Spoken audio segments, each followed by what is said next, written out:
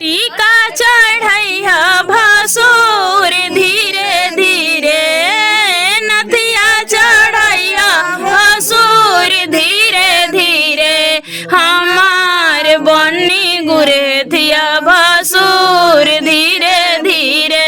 नथिया चढ़ैया भसुर धीरे धीरे, धीरे धीरे भसुर धीरे धीरे, हमरा बन के गुरेथिया भसुर धीरे धीरे। धीरे धीरे हो भसुर धीरे धीरे, हमरा मड़वा में अइह भसुर धीरे धीरे। हम लहंगा चढ़ैया भसुर धीरे धीरे, चुनरी ओढ़ैया भसुर धीरे धीरे, हमार बनी गुरेथिया भसुर धीरे धीरे।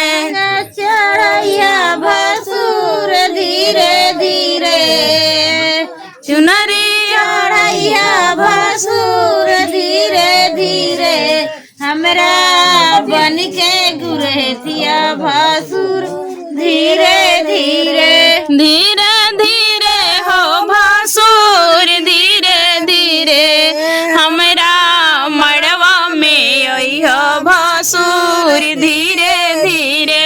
हमरे मड़वा में अइहा भसुर धीरे धीरे। चढ़ैया भसुर धीरे धीरे, हरवा चढ़ैया भसुर धीरे धीरे, हमार बनी गुरेथिया भसुर धीरे धीरे। कंगन चढ़ैया भसुर धीरे धीरे, टीका चढ़ैया भसुर धीरे धीरे, हमारे बनी गुरेथिया भसुर धीरे धीरे। धीरे धीरे हो भसुर धीरे धीरे, धीरे धीरे हो भसुर धीरे धीरे, हमरा मड़वा में अइह भसुर धीरे धीरे। नथिया चढ़ैया भसुर धीरे धीरे, टिकवा चढ़ैया भसुर धीरे धीरे, हमार बनी गुरेथिया भसुर धीरे धीरे। तनी पढ़ला देवलिया पर का लिखल बा, तनी पढ़ला। तनी पढ़ला भसुर पढ़ला देवलिया पर का लिखल बा, तनी पढ़ला। अरे सेब लिखल बा कि अनार लिखल बा, तोरा दीदिया के सोरे गो भातार लिखल बा, तनी पढ़ला। तनी पढ़ला देवलिया पर का लिखल बा, तनी पढ़ला। तनी पढ़ला देवलिया पर का लिखल बा, तनी पढ़ला। अरे लव लिखल बा हो कि लव लिखल बा, तारा दीदी के साइज में ढोब लिखल बा, तनी पढ़ला। तनी पढ़ला देवलिया पर का लिखल बा, तनी पढ़ला। तनी पढ़ला देवलिया पर का लिखल बा, तनी पढ़ला।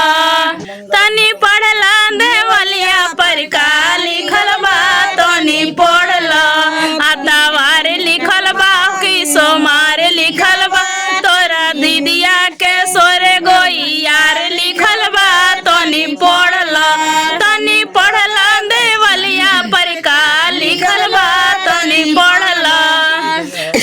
सुनला भसुरा साले गारी, तोरा दीदिया के लमहर दुआरी।